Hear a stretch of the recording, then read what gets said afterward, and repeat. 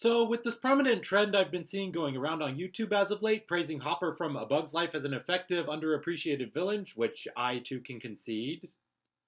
I decided that it was a good time to revisit the movie. I've revisited the movie more than once in my 20s, and those revisits did help perk me up at a time when I was in somewhat of a negative mood. I don't know why that movie specifically, but it had me laughing out loud and quoting lines just as much as it did when I was a kid watching it. I'm not sure if it's just the nostalgia goggles that made it a pleasant watch for me, but putting that aside, I still think that this movie largely holds up well. Of course, there have been others who have dismissed it as a lower-tier Pixar movie, which is still not bad given their track record, with Hopper the villain being one of the aspects of it that stands out. But other than that, the major point of contention it holds when it comes to film discussion, I find, tends to be about it being compared to DreamWorks' Ants, with a Z, during the time when Jeffrey Katzenberg founded DreamWorks to rival Disney and spite Michael Eisner.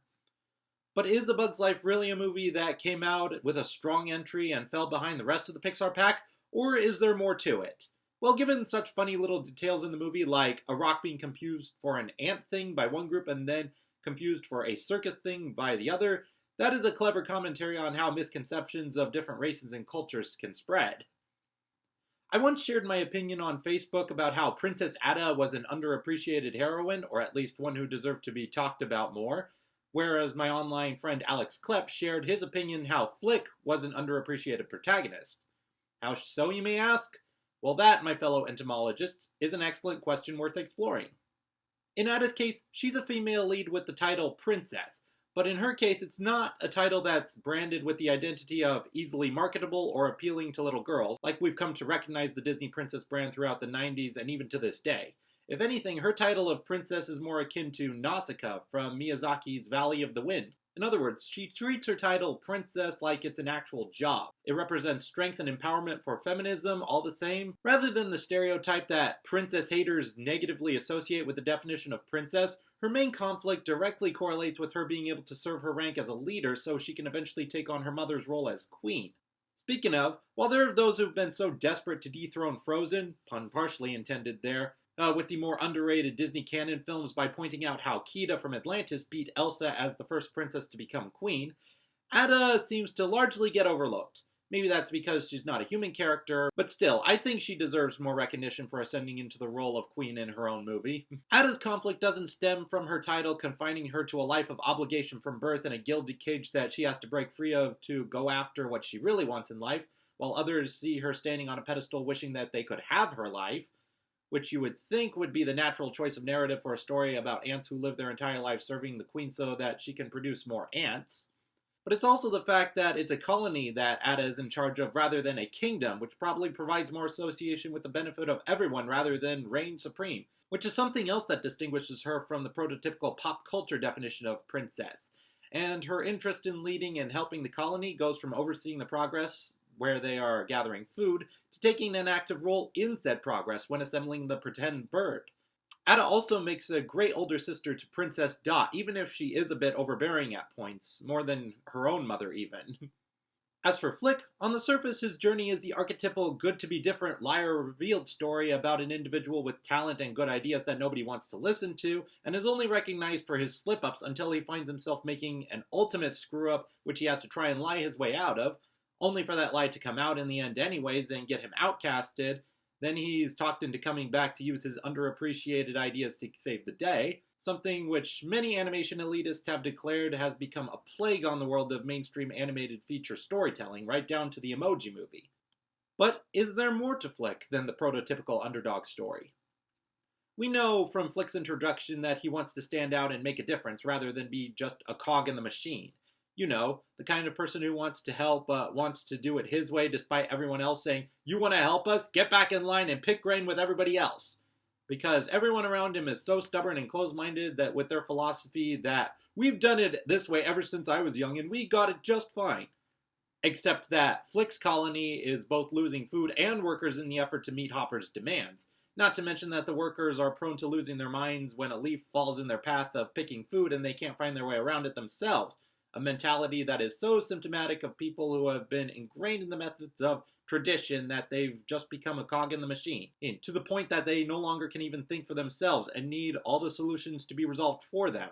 Even further of a point is that while Flik's grain-picking machine does dislodge the offering stone that sent all the grasshoppers' food into the river, it wasn't exactly the smartest move on behalf of the rest of the ant colony either to place the food right at the rim of a cliff in the first place. But even with all that, when Flik's lie about his mistaking circus bugs for warriors comes out, the Queen accuses him of putting himself before the colony. But is she wrong? Well, if you ask me, my answer would have to be both yes and no. There are plenty of people out there who will say, I only want to help, but that's really a lie, even one that they have continuously told themselves to the point where they themselves believe that it's true, to cover up for the fact that it's all just a form of virtue signaling, and all they want is recognition.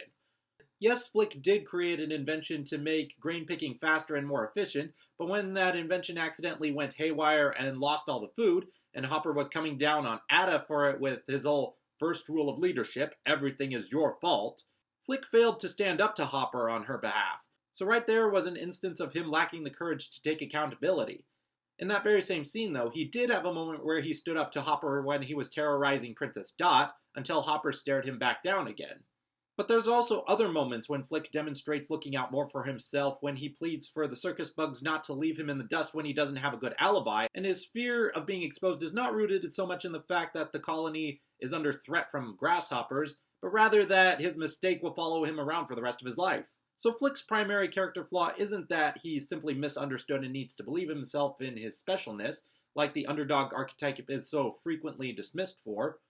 Rather, his flaw is that while he is optimistic and his intentions are good and in the best of the interests of the others at face value, he ends up opting for the easy way out of a sticky situation, particularly for his own benefit. So that's one thing to take away from this particular liar-revealed story, beyond just the lying only breeds more trouble, that when you want to stand out from the crowd with your big ideas, it's always incumbent upon you to be willing to take accountability for them when they don't go over well, just as it is for you to take credit when they do. Even when it feels like hell is about to be unleashed upon you, as hard as we all know it is to do, it is still your accountability. And Flik does take that accountability in defense of Atta, as when his fake bird literally crashes and burns, he officially does stand up to Hopper and bravely admits that it was his idea, even when he takes a beating for it. But it's not only this particular instance where Flik shows true selflessness, dedication, and appreciation for the rest of the colony. It's also the moment right after where he gets back up and decries Hopper's claims that ants are weaklings only put on the earth for the purpose of servitude, saying that he's seen them do amazing things, including routinely gathering food for themselves as well as the grasshoppers. Yes, him. Standing up and defending the very same ant colony that shunned and ridiculed him. The same colony that, despite him wanting to help, dismissed him merely as a nuisance with crackpot ideas, when they themselves needed help finding their way around a leaf in their path.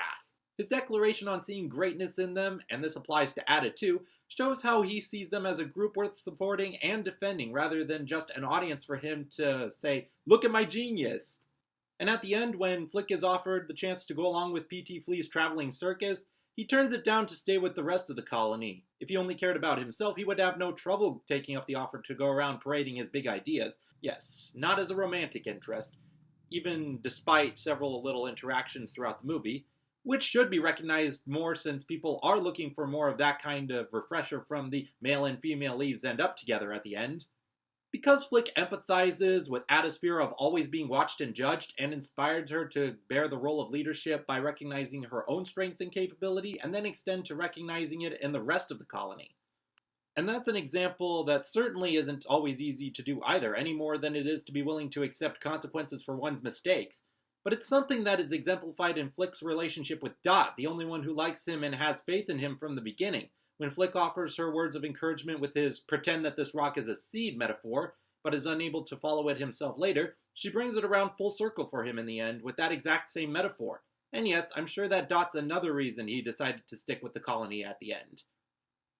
While Hopper may be the most memorable part of A Bug's Life, especially for his classic intimidation tactics of being a commentary on evil staying on top by keeping the masses in the dark, both Flik's and Atta's part in the story of recognizing the masses' true capabilities to break free of the villain's brainwashing techniques extends beyond just the typical believing yourself message that just feels like a slogan that any prototypical mainstream children's movie can coast off to get successful. Flik's arc includes attaining the courage to take full ownership, not just the credit for seemingly great ideas, and for using said ideas for the benefits of those whom he cares about, rather than just flaunting them for the sake of recognition, which is really just the best way to balance maintaining one's personal sense of identity with the philosophy of the needs of the many. And Atta, who, as a princess, is already focused on the well-being of her colony, learns important lessons in leadership by recognizing how Flik can get some sense of her insecurities and learning to be open to new, non-traditional ideas.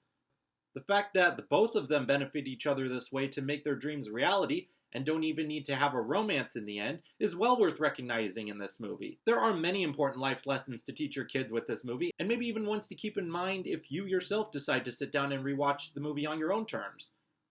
But of course, those are just my opinions. If you have any other type of feedback on this movie, I look forward to hearing it.